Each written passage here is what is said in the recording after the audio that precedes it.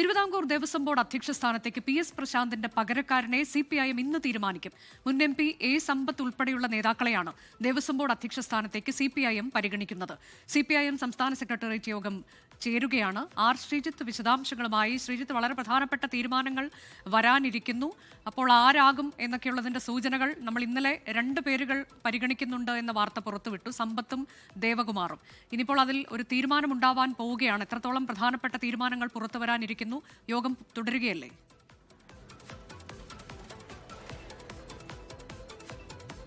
അനുജ, രാവിലെ 10 മണിക്ക് CPIMന്റെ സംസ്ഥാന സെക്രട്ടറി യോഗം ആരംഭിച്ചിരിക്കുന്നു.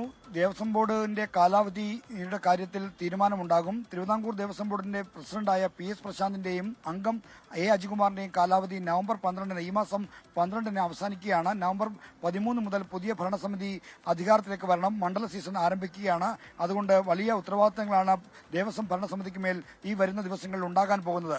അതുകൊണ്ട് തന്നെ തിരുവിതാംകൂർ ദേവസ്വം ബോർഡിന്റെ പുതിയ അധ്യക്ഷനെ ഇന്ന് CPIM തീരുമാനിക്കുമെന്നാണ് നമുക്ക് ലഭ്യമാകുന്ന സൂചന.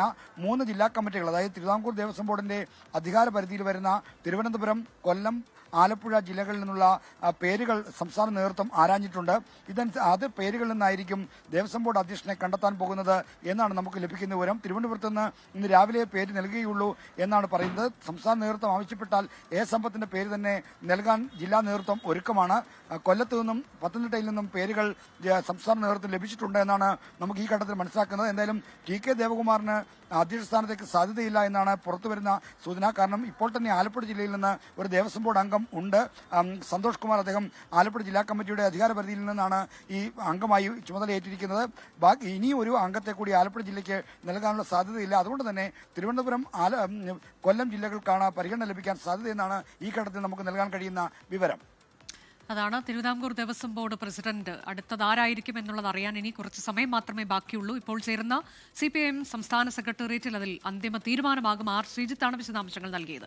ലോകത്തെവിടെയായാലും ഏത് സമയത്തും 24 വാർത്തകളും ഓഗ്മെന്റഡ് റിയാലിറ്റി പാക്കേജുകളും എക്സ്പ്ലെയിനറുകളും വിശദമായി കാണാൻ ഞങ്ങളുടെ YouTube ചാനൽ നിങ്ങൾക്ക് സബ്സ്ക്രൈബ് ചെയ്യാം.